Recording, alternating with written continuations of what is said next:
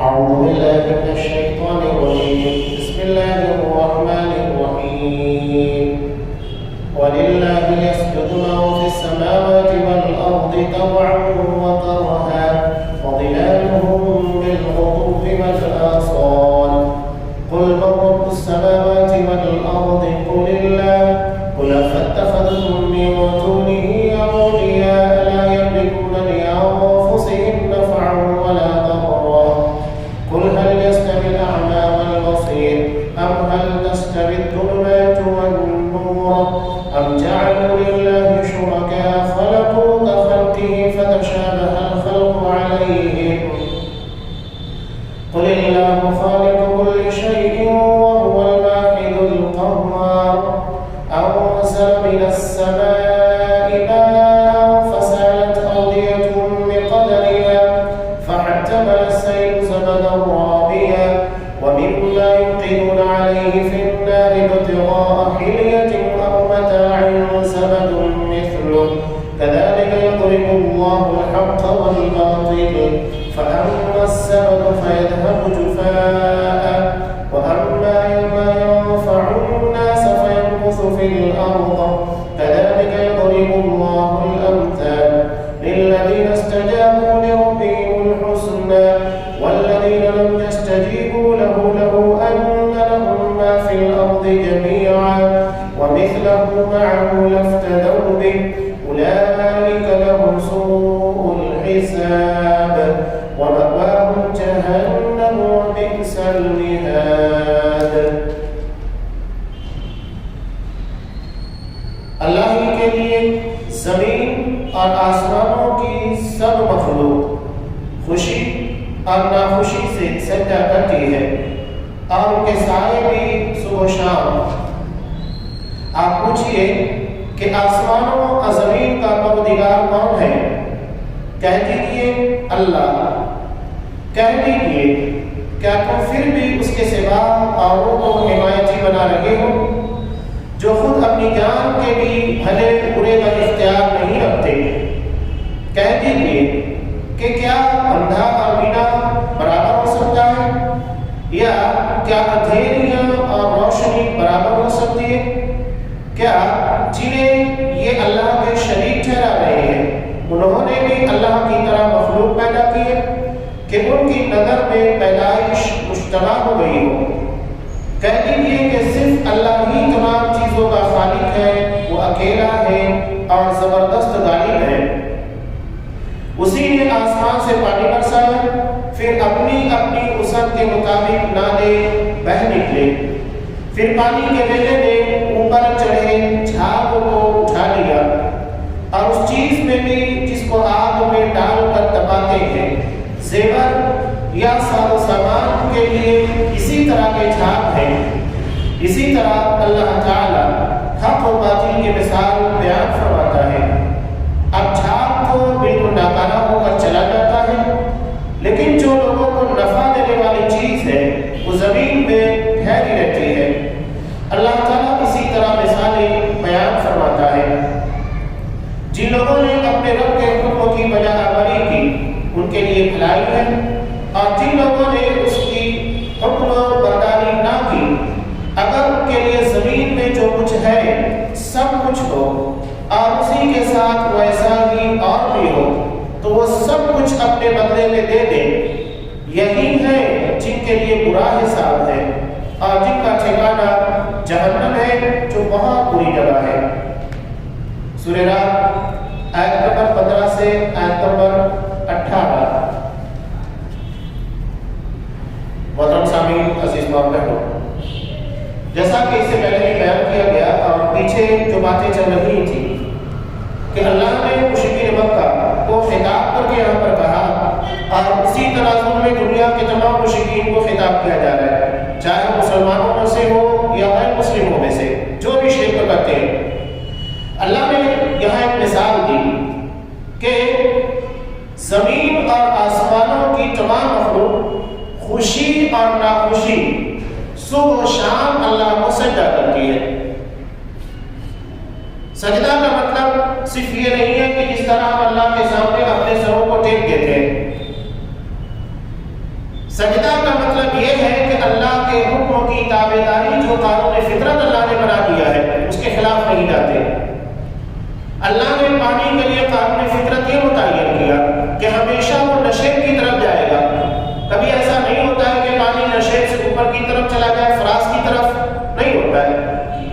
اللہ نے ہمیں مثال دی سائے کی بھی، سایہ ہمیشہ روشنی کے سمت میں جاتا ہے، یعنی جس جانب سے روشنی ڈالی جائے گی اسی کے بالکل سامنے سایہ پڑے گا، جو چیز اس کے سامنے آ جائے گی اس کے پیچھے سایہ جائے گا۔ سائے ہمیشہ اپنے جس چیز کے ذریعے وہ عکس بناتے ہیں اسی کے تابع ہوتے ہیں، ایسا نہیں ہے کہ جس چیز کا سایہ پڑ رہا ہے وہ الگ ہے اور سایہ جدا ہے۔ یہ سب قانون فطرت ہے۔ اللہ نے ان چیزوں کی مثال جو بیان کی بالکل واضح ہے، جو ہر کوئی آسانی کے ساتھ سمجھ سکتا ہے۔ تو اللہ نے جب ان چیزوں کے لیے قانون بنا دیا وہ اپنے قانون کے خلاف نہیں جا سکتے، اس لیے کہ اللہ نے ان کو بے اختیار بنایا۔ اللہ نے انسانوں کو اور جناتوں کو اختیار دیا، اور یہ اختیار بھی بہت وسیع نہیں ہے۔ میں اکثر بیان کرتا ہوں کہ اللہ نے اختیارات صرف اسی چیز میں دیے ہیں کہ ہم خیر اور شر کے بارے میں جانیں اور اس کا صحیح استعمال کریں، ورنہ کسی انسان یا جن کو اس بات کا اختیار نہیں کہ وہ اپنی مرضی سے نر یا مادہ بنے، اپنی مرضی سے اپنی عمر طے کرے، اپنی مرضی سے اپنی جسمانی ساخت کے اندر تبدیلیاں لا سکے، اپنی مرضی سے اپنی عمر، اپنی غذا، انسانی چیزوں کو طے کرے، یا اپنی رنگت کو، یا اپنے نام نقشے کو۔ ان ساری چیزوں کے معاملات میں انسان جنات بالکل بے اختیار ہے۔ اختیار صرف خیر و شر کا، جائز و ناجائز کا، صحیح اور غلط کا دیا گیا، اور اسی کے لیے اللہ نے تمام انبیاء اور رسولوں کو کتابوں کے ساتھ مبعوث کیا تاکہ خیر اور شر کے راستے کو وہ جان سکے، پہچان سکے۔ یہاں اختیار ہے۔ اب یہاں انسان اپنی مرضی سے خیر یا شر کا انتخاب کرتا ہے۔ اب اسی بنیاد کے پر اس کی جنت اور اس کی جہنم کے فیصلے ہونے والے ہیں۔ جو چیزیں غیر اختیاری ہیں اس کے پر فیصلے نہیں ہوں گے۔ اسی لیے آپ صلی اللہ علیہ وسلم نے کہا کہ کسی اجمی کو کسی عربی پر، اور کسی عربی کو کسی اجمی پر، کسی کالے کو کسی گورے پر، کسی گورے کو کسی کالے کے پر کوئی امتیاز نہیں، کوئی تفرق، کوئی برتری نہیں۔ ہاں، اختیار صرف اس چیز کے پر دیا گیا کہ اللہ بالتقویٰ، تقویٰ کی بنیاد پر یہ اختیاری شے ہے، اور جنت اسی کے پر ملنے والی ہے، فیصلہ اسی بنیاد پر ہوگا۔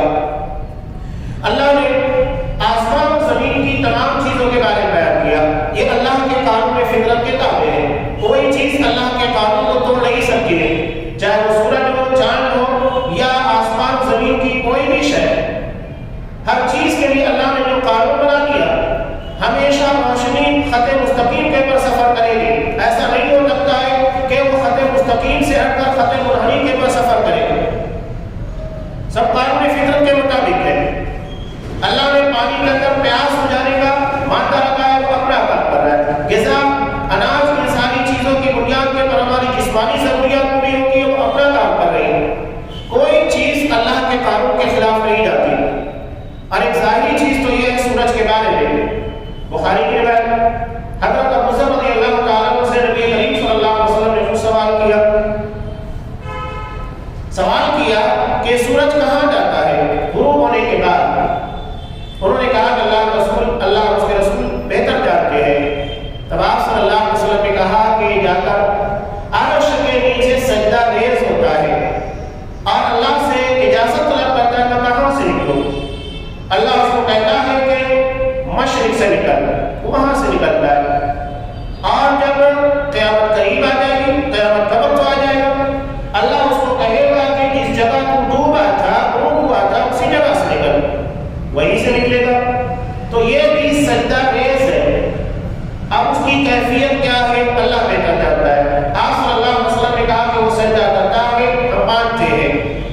تو یہ ظاہری چیز بھی ہے کہ وہ جا کر باقاعدہ روزانہ سجدہ کرتا ہے، حالانکہ 24 گھنٹے سورج کے بارے میں نہیں پڑھنے والے، یہ تو صاف کہتے ہیں کہ نہیں، سورج تو کبھی بھی اپنی ڈگر اور اپنے روش کے پر سے ہٹتا ہوا دکھائی نہیں دیتا، وہ کب سجدہ کرتا ہے۔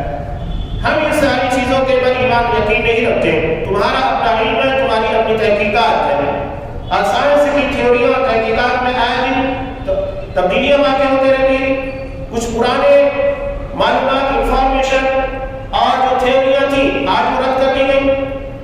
سورج اور زمین کے بارے میں کتنے اختلافات کہ گردش کون کرتا ہے، کبھی یہ کہتے ہیں کہ سورج گردش کر رہا ہے زمین ساکت ہے، کبھی کہتے ہیں کہ سورج ساکت ہے زمین گردش کر رہی ہے۔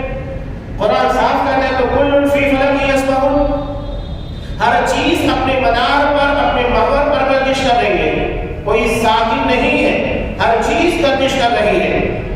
تو جو چیز قرآن اور حدیث میں بیان کی جاتی ہے وہ ہمارے نزدیک معتبر ہے، اس کے آگے یا اس کے خلاف کسی چیز پر تسلیم نہیں کریں گے۔ تو سورج اور چاند کی ساری چیزوں کے بارے میں، آسمان و زمین کی تمام چیزوں کے بارے میں قرآن کا ہر چیز اس کے سامنے سجدہ، یعنی اس کے قانون اس کے حکموں کے مطابق چل رہی ہے۔ اب اللہ نے سوال کیا کہ پوچھو آسمان و زمین کا پروردگار کون؟ تو وہ کہیں گے اللہ۔ یہ تو مشرکین مانتے ہیں، اور آج کا مسلمانوں کے درمیان رہنے والا کلمہ کو مشرک بھی وہی مانتا ہے کہ ہاں اللہ ہی نے آسمان و زمین کو پیدا کیا، لیکن اللہ نے اختیارات دے دیے، غلط طریقے سے استدلالات کرتے ہیں کہ جس طرح فرشتوں کو اختیارات ملے اس طرح اللہ کے پیر ولی بزرگوں کو کیوں نہیں مل سکتے۔ یہ صرف لوگوں کو جھانسا دینے اور ان کی فکروں کو گمراہ کرنے والی باتیں ہیں، ورنہ قرآن حدیث کے صاف دلائل واضح طور پر اشارہ کر رہے ہیں اور بیان کر رہے ہیں کہ صرف اللہ ہی خالق، اللہ ہی مالک ہے، کسی کو اللہ کے علاوہ کسی کو اختیار نہیں ہے۔ تو یہ مشرکین مکہ بھی مانا کرتے تھے، تو اللہ نے کہا، وہ کہیں گے اللہ تو کہتے بھی ہے کیا تم پھر بھی اس کے سوا اوروں کو ذمہ بنا رہے ہو جو خود اپنی جان کے بھی بھلے اور برے کا اختیار نہیں رکھتے۔ یہ تو ہر کوئی جانتا ہے، سمجھتا ہے کہ اللہ کے سوا جو بھی ہے وہ اپنے بھلے برے کے بارے میں اختیارات نہیں رکھتے۔ آپ پیر ولی بزرگوں کی بات چھوڑیے، نبیوں کو اختیار نہیں تھا۔ آپ صلی اللہ علیہ وسلم کے پر قریب 24 مرتبہ جان لیوا حملہ ہوا، 24 مرتبہ شیخ عبدالرحمن کیلانی نے نقل کیا۔ ہر مرتبہ اللہ کی انفارمیشن اور بتانے کی وجہ سے آپ صلی اللہ علیہ وسلم محفوظ رہے، اس لیے کہ آپ کی حفاظت کی ذمہ داری اللہ نے دی تھی کہ واللہ یعصمک من الناس، اللہ لوگوں سے تمہاری حفاظت کرے گا، تمہیں بچا کر رکھے گا، کوئی تمہارا مقابلہ نہیں کر سکتا۔ کتنی مرتبہ کوششیں کی، لیکن اس کے باوجود آپ دیکھیے کہ اصحاب کرام کے ساتھ اس طرح کے واقعات پیش آئے، چاہے وہ میرے معاملہ ہو، ریل اور زبان قبیلے کی دھوکہ دہی ہو، وہاں تو بالکل بڑے طور کے پر ان لوگوں نے آپ صلی اللہ علیہ وسلم کے سامنے آ کر دھوکہ دہی کی۔ ایک مرتبہ قریب 70 اصحاب کرام، دوسری مرتبہ 10 یا 11 اصحاب کرام کو دھوکے سے شہید کیا گیا۔ تو یہ تو نقصان ہے ظاہری اعتبار سے، حالانکہ حقیقت میں وہ نقصان نہیں تھا، اس لیے کہ جن صحابہ نے شہادت حاصل کی، شہادت کا جام نوش کیا، وہ تو اللہ کے اس مقام کے اوپر پہنچ گئے جو عام مرنے والے نہیں پہنچ پاتے۔ یہ اعزاز ان لوگوں کے لیے تھا، ظاہری اعتبار سے جو بہرحال نقصان ہے۔ صاف کہہ دیا گیا کہ کوئی بھی نفع نقصان کا مالک نہیں۔ نبی نے اپنے بارے میں خود کہا وَلَوْ كُنْتُ أَعْلَمُ الْغَيْبَ لَاسْتَكْثَرْتُ مِنَ الْخَيْرِ، اگر میں غیب کے بارے میں علم رکھتا تو بہت ساری اچھائیاں، بہت ساری بھلائیاں جو میرے حق میں ہونا چاہیے تھی میں حاصل کرتا۔ جہاں مجھے لگتا کہ چیز میرے لیے نقصان دہ ہے، غیب کے علموں کی بنیاد کے اوپر اس سے اپنے آپ کو بچا لیتا، لیکن ایسا ہوا نہیں۔ یہ صاف درشاتا ہے کہ نبی کو بھی علم غیب نہیں تھا یا نفع نقصان کے مالک نہیں تھے۔ یہی چیز تو کسی بھی انسان کو انسانوں کے سامنے جھکنے پر مجبور کرتی ہے۔ واضح کر دیا گیا کہ کوئی کسی کے اللہ کے علاوہ کوئی بھی اپنی جان کے بھلے اور برے کا اختیار نہیں رکھتا۔ آگے قرآن نے 2 سوال کیے۔ پہلا سوال کہ کیا اندھا اور بینا برابر ہو سکتے؟ دوسرا سوال کیا اندھیریاں اور روشنی برابر ہو سکتے؟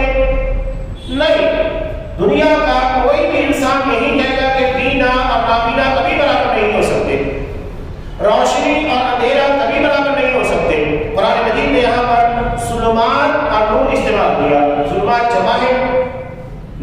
واحد ہے، اس لیے کہ حق کا راستہ صراط مستقیم صرف ایک ہے اور اس کے مقابلے میں گمراہیاں انگنت ہیں، اس کی کوئی انتہا نہیں، کوئی شمار نہیں، اور دن بدن یہ گمراہیاں بڑھتی ہی جا رہی ہیں۔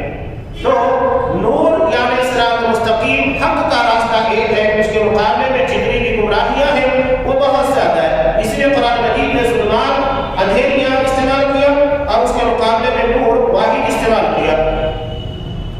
یہ دونوں کبھی برابر نہیں ہو سکتے۔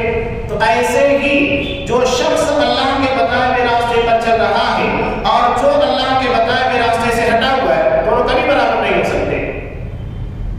یہ قرآن مجید کا بیان ہے۔ اب اللہ نے سوال کیا کہ کیا جنہیں یہ اللہ کے شریک ٹھہرا ہے انہوں نے بھی اللہ کی طرح مخلوق پیدا کیے کہ ان کی نظر میں پیدائش مشتبہ ہو گئی، یعنی اللہ بھی پیدا کر رہا ہے، یہ لوگ بھی پیدا کر رہے ہیں، تو مشتبہ ہو سکتی کہ ہاں اس کے پاس بھی پیدا کرنے کی صلاحیت ہے اور اللہ کے پاس بھی ہے، تو شبہ ایسا ہے، لیکن سوال ہی نہیں پیدا ہوتا کہ وہ ایک مچھر یا ایک مکھی کو پیدا کر سکے۔ قرآن نے کہا وہ مکھی پیدا کیا کریں گے؟ اگر مکھی ان کے کھانے کو لے اڑے تو اسے نہیں واپس لا سکتے، تو یہ کسی چیز کو پیدا کرنے، کریٹ کرنے یا کسی مخلوق کے خالق بننے کے قابل کہاں سے ہو گئے؟ نہیں ہو سکتا۔ یہ قرآن میں سوال کرتا ہے خالقیت کا، پیدا کرنے کا، یہ بے معنی نہیں ہے۔ قرآن کا کوئی سوال بے معنی غیر اہم نہیں ہوتا۔ سوال کا مقصد یہ ہے کہ جو خالق ہے وہی مالک ہے، اس لیے کہ پیدا کرتے وقت اس کی ساری ضروریات اور اس کے سارے چیزوں کے بارے میں علم رکھنے والا ہی خالق ہے۔ اب اللہ کو مچھلی پیدا کرنا ہے، اس نے پیدا کی، پیدا کرنے سے پہلے مچھلی کے جسم کی ساخت، بناوٹ، اس کی زندگی گزارنے کے تمام اسباب، ان ساری چیزوں کو پیدا کرنا بھی ضروری ہے۔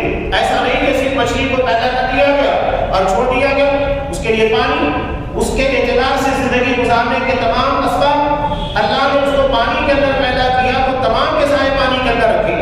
ایسا نہیں ہے کہ وہ پانی سے نکل کر باہر آ کر گھاس چرتی ہو یا پھل کھاتی ہو، اس کے بعد اس کی ضرورت پوری ہوتی ہو، نہیں۔ جو زمین کے اوپر چلنے والے ہیں اللہ نے ان کی ضروریات زمین پر رکھی، انہیں پانی میں نہیں اترنا پڑتا ہے۔ انسان اپنی ساخت کے بارے میں، اپنی بناوٹ کے بارے میں غور کرے۔ اللہ نے اس کی تخلیق احسن تخلیق کے پر، سب سے بہترین سانچے کے پر بنائی ہے، چاہے اس کی آنکھیں ہوں، اس کے کان ہوں، دماغ ہو، دل ہو، ہاتھ کے کام کرنے کی صلاحیت ہے۔ اللہ نے ہم کو صرف ایک انگوٹھا دیا، اس انگوٹھے کی بنیاد کے اوپر ہماری بہت ساری ضرورتیں پوری ہوتی ہیں، پکڑنے کی اور بہت سارے کام کاج کرنے کی۔ انگوٹھے کو ہٹا دیا جائے تو ہماری 4 انگلیاں اتنا کام نہیں کر پائے گی، لیکن یہ ایک انگوٹھا ہمیں بہت سارے کاموں کے اندر معاون بنتا ہے اور اس چیز کو کرنے کی صلاحیت پیدا ہو جاتی ہے۔ انسان اپنے پر غور کرے۔ اللہ نے صاف کہا وفی انفسہم، ہم نے انسانوں کے نفس میں، ان کی ذات میں بہت ساری نشانیاں رکھی ہیں۔ غور کریں جب معلوم ہوگا۔ انسان کھانا کھاتا ہے، کھانا کھانے کے بعد اس غذا سے ایک ایک اجزا کو جدا کیا جاتا ہے۔ ہم سو رہے ہیں، ہمارا نظام ہضم اپنا کام کر رہا ہے، آنکھ کو جن چیزوں کی ضرورت ہے وہ سپلائی کیا جا رہا ہے، کان کو جن چیزوں کی ضرورت ہے وہ سپلائی کیا جا رہا ہے، دماغ، دل، جسم کے ایک ایک اعضاء کو جو چیز لگنا چاہیے وہ سپلائی کی جا رہی ہے۔ یہ کون کر رہا ہے؟ غذا ایک کھائی جاتی ہے اور اس میں سے تمام وٹامنوں کو، الگ الگ انرجی کو نکالنا اور اس کی جگہ تک پہنچانا، یہ کام اللہ نے ہمارے جسم کے اندر رکھا ہے۔ جب تک انسان زندہ ہے وہ سسٹم کام کرتے رہتا ہے۔ ہماری اپنی صحت اور ہمارے جسم کے بارے میں غور کریں۔ اگر کوئی چیز اپنا کام کرنا بند کر دیتی ہے، انسان اس کا متبادل نہیں لا سکتا۔ آج کڈنی ہے، اس کے پر بھی کام ہوتا ہے، ٹھیک ہے، ٹرانسپلانٹ ہو جاتا ہے، لیکن کیا اتنا ہی سکسیس اور اتنا ہی بہتر ہوتا ہے جیسا اللہ نے اس کو فطری طور کے پر پہلے دیا تھا؟ دیکھنے کی صلاحیتیں کمزور ہوتی ہیں، سننے کی صلاحیتیں کمزور ہوتی ہے، دماغ کمزور ہونا شروع ہوتا ہے، تو کیا یہ اپنا کام ویسے کر پاتا ہے؟ کتنی بھی دوا، کتنی بھی چیزیں استعمال کریں، جو فطری اور اللہ کی بنائی ہوئی تخلیق کی شکل شکل میں تھا ہم اسے وہاں تک نہیں لا پاتے ہیں. تو ان چیزوں پر غور کرنا ہے. خالقیت اسی کا نام ہے. تو جو خالق کریٹر اتنا عظیم اتنا حکیم ہے تو کیا ہماری زندگی کے پیدا جب کہ اس نے مچھلی کو ساری چیزیں عطا کی, پرندوں کو فضا عطا کی, جانوروں کے لیے زمین اور چارے ساری چیزیں عطا کی, وہ ہمیں پیدا کرنے کے بعد زمین کے اوپر کس طرح زندگی گزارنا ہے, جس کو حاصل کرنا ہے, ہمیں وہ چیزیں نہیں عطا کرے گا. اور سب سے بڑی ہدایت انسان کے لیے جو ضروری ہے وہ الہدیٰ ہے. قرآن نے جس کو الہدیٰ سے تعبیر کیا, الہدیٰ وہ ہدایت جو اللہ کی طرف سے آسمانی شریعت کے طور پر نازل ہوتی ہے, سب سے اہم ہدایت. اس لیے کہ اللہ نے انسان اور جنات انہی دونوں کو لوگوں کے لیے جنت اور جہنم بنائی, بات کسی اور کے لیے نہیں. تو ہدایت انہی دونوں کے لیے نازل کی ہے. انہی کو جائز اور ناجائز کا فرق سمجھنا ہے, ہر کسی کو نہیں. اگر ایک بکری ہمارے اپنے گھر میں پالی گئی ہے, وہ پڑوس میں جا کر جیسے ہی اسے کھانے کی کوئی چیز نظر آئے گی, گیہوں چاول روٹی, وہ کھانا شروع کر دے گی. وہ یہ نہیں دیکھے گی کہ پڑوسی کا مال ہے, اسے نہیں کھانا چاہیے. جانوروں کے لیے شریعت نہیں ہے, جائز اور ناجائز چیزیں نہیں ہے. یہ انسانوں کے لیے رکھا گیا ہے کہ اسے کس چیز کو استعمال کرنا ہے, کس چیز کو استعمال نہیں کرنا ہے. آگے اللہ نے کہا کہ یہ پیدا کرنا صرف اللہ ہی تمام چیزوں کا خالق ہے, وہ اکیلا ہے. جب وہ پیدا کرنے میں اکیلا ہے تو حکم چلانے میں, قانون کے بنانے میں اور انسان کو کس طرح زندگی گزارنا ہے اس میں بھی اکیلا ہے. وہ زبردست ہے, غالب ہے. اللہ نے اب ایک چیز بیان کی. ڈارون نے ایک تھیوری بنائی تھی, قرآن نے اس کا رد پہلے سے کر دیا. اس نے بقائے اصلہ یعنی جو چیز صلاحیت رکھتی ہے وہ زندہ رہتی ہے, باقی رہتی ہے, اور اگر اس کی صلاحیت ختم ہو جاتی ہے تو مٹ جاتی ہے. یعنی اصل چیز صلاحیت ہے. قرآن مجید نے اس کے خلاف قانون بنایا اور وہی سب سے بہتر اور عقل کو اپیل کرنے والا ہے.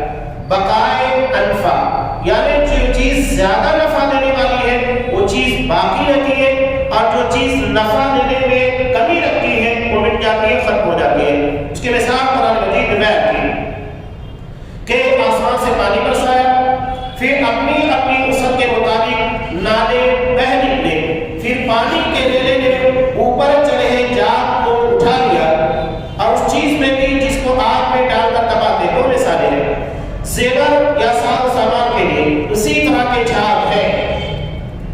اب دیکھیے بارش ہو رہی ہے, بارش ہونے کے بعد جھاگ ایسا لگتا ہے کہ وہ ساری چیزوں پر چھایا ہوا ہے, لیکن اصل میں وہ پانی کا محتاج ہوتا ہے. اصل چیز انفع چیز پانی ہے, جھاگ نہیں ہے.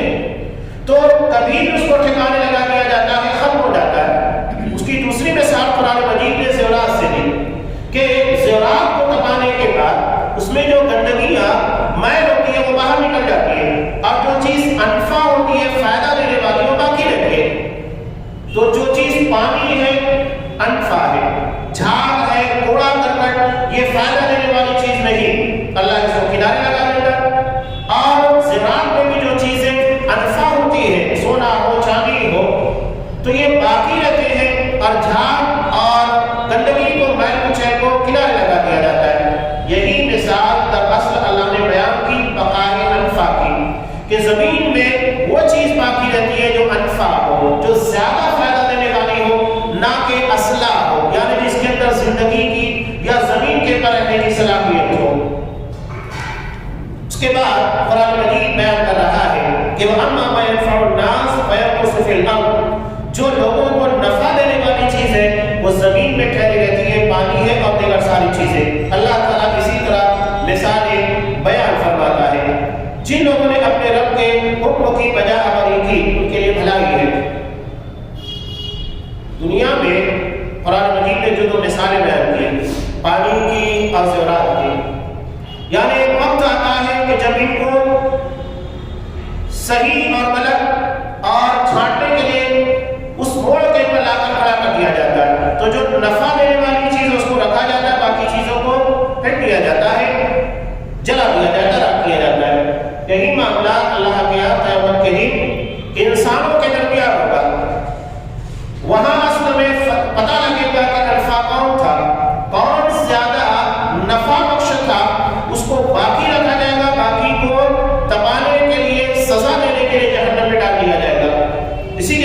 قرآن مجید نے بیان کیا کہ جن لوگوں نے اپنے رب کے حکم کی بجا آوری کی ان کے لیے بھلائی ہے، وہ باقی رہنے والے ہیں، اور جن لوگوں نے اس کے حکم برداری نہ کی، اگر ان کے لیے زمین میں جو کچھ ہے سب کچھ ہو اور اسی کے ساتھ ویسا اور بھی ہو تو وہ سب کچھ اپنے بدلے میں دے دیں، لیکن اس کے بعد ان کو نجات نہیں ملے گی۔ یہ بات خدا صلی اللہ علیہ وسلم نے بیان کی، جیسا کہ نسائی کی روایت ہے کہ اللہ قیامت کے دن ایک بندے کو لائے گا، لانے کے بعد کہے گا کہ کیا تو دنیا اور دنیا کی تمام چیزوں کو دینے کے بعد جہنم کے عذاب سے اپنے آپ کو بچا سکتا ہے؟ تو اس کے لیے تیار ہے؟ وہ کہے گا ٹھیک ہے میں تیار ہوں۔ اللہ کہے گا کہ میں نے تو تجھ سے بہت آسان چیز کا مطالبہ کیا تھا، میں نے تو صرف یہ مطالبہ کیا تھا کہ میرے ساتھ کسی کو شریک مت ٹھہرانا۔ میں نے کہا وہ کوئی بہت بڑے مطالبات کیے تھے، میں نے صرف یہ کہا تھا کہ میرے ساتھ کسی کو شریک مت ٹھہرانا، تو نے وہ کام کیا نہیں۔ تو پھر آج دنیا اور اس کے مثل چیزیں دینے کے بعد تو تجھے نجات نہیں ملے گی۔ نجات صرف اسی چیز کے اوپر ہے کہ تم نے شرک نہ کیا ہوگا۔ اس میں بتایا یہ نہیں جا رہا ہے کہ اصل نجات توحید کے اوپر ہے، شرک نہ کرنے پر ہے، نہ کہ مال اسباب یا دنیا کے وہ چیزیں جس کے بارے میں ہم سوچ رہے ہیں۔ حالانکہ دنیا تو فنا ہو چکی ہوگی، لیکن جہنم کا عذاب اتنا شدید ہوگا، دونوں چیزیں جہنم کے عذاب کی حوالہ بتانا بھی مقصود ہے کہ انسان اس کو برداشت نہیں کر پائے گا، اس کے سامنے ناممکن چیز کا مطالبہ رکھا جائے گا، وہ بھی مانے گا کہ ہاں میں اس بات کے اوپر تیار ہوں کہ دنیا اور دنیا کے تمام آل اسباب کو یہاں لا کر پیش کر دیا جائے فدیے کے طور پر، اور اس کے بعد اس کو نجات دے دی جائے، حالانکہ وہ چیز ناممکن ہے، دنیا فنا ہو چکی ہوگی۔ اور دنیا وہ لائے گا کہاں سے؟ ایک انسان پورا شہر والے کو خرید نہیں سکتا، یا پورے اسٹیٹ کو خرید نہیں سکتا، پورے ملک کو نہیں خرید سکتا، دنیا کی بات تو بہت دور کی بات ہے، اور وہ کہاں سے لائے گا؟ کہنے کا مقصود یہ کہ وہ عذاب اتنا سنگین ہوگا، اور دوسری بات یہ کہ اس عذاب سے نجات کا بالکل آسان راستہ ہے کہ بندہ شرک نہ کرے۔ بس یہی چیز اللہ نے مطالبہ کی ہے، جبکہ اس کے مقابلے میں اگر دنیا بھر کر ساری چیزیں دینا چاہے تو نجات ممکن نہیں ہے۔ انہی لوگوں کے بارے میں اللہ نے بیان کیا کہ ان کا حساب برا ہوگا۔ حساب برا کیسے ہوگا؟ سختی کی جائے گی، حساب تو مومن کا بھی ہوگا، مشرک کا بھی ہوگا، ہر کسی کا حساب ہوگا، نامہ اعمال ہر کسی کو دیا جائے گا۔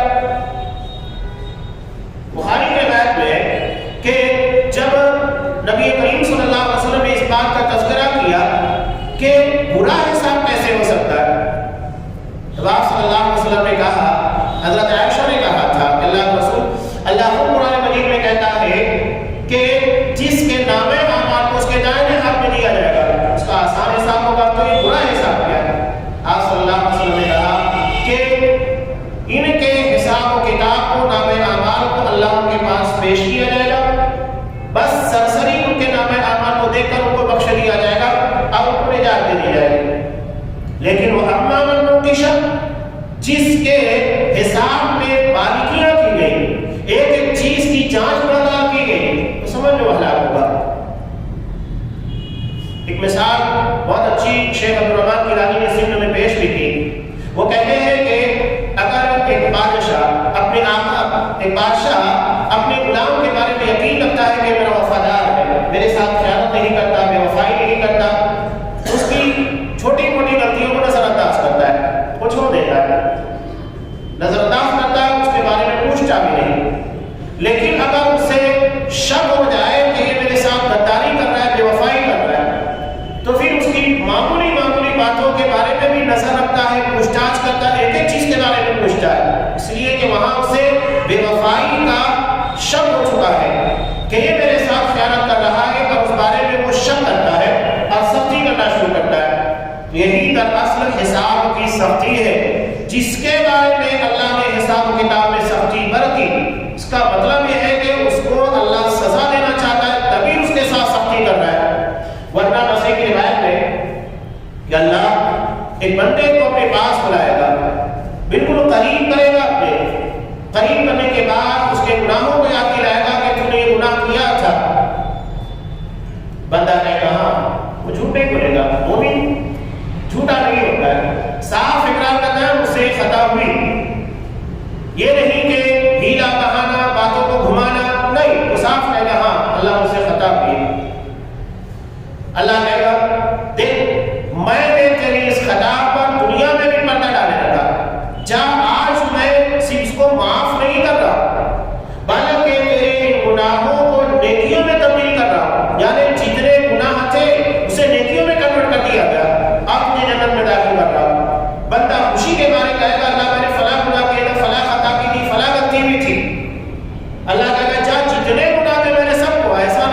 جتنا میں نے تجھے گنایا تیرے سامنے بیان کیا اتنا ہی تیری سارے گناہوں کو نیکیوں میں تبدیل کیا اور تجھے بخش دیا اور تجھے جنت دی۔ یہ اس کی رحمت ہے، وہ جس کے ساتھ چاہے رحم و کرم کا معاملہ کرے، وہ اتنا کریم ہے۔ لیکن اللہ ایک چیز کو برداشت نہیں کرے گا اور وہ شرک ہے۔ اگر یہ چیز ہے کہ جتنی بھی اچھائیاں ہو اللہ اسے قطعاً نہیں دیکھے گا، صرف شرک کی بنیاد پر سارے معاملات اس کے اللہ کے یہاں بگڑ جائیں گے۔ تو یہ سوء حساب ہے، برا حساب ہوگا جن کا ٹھکانہ جہنم ہے اور وہاں بری جگہ ہے۔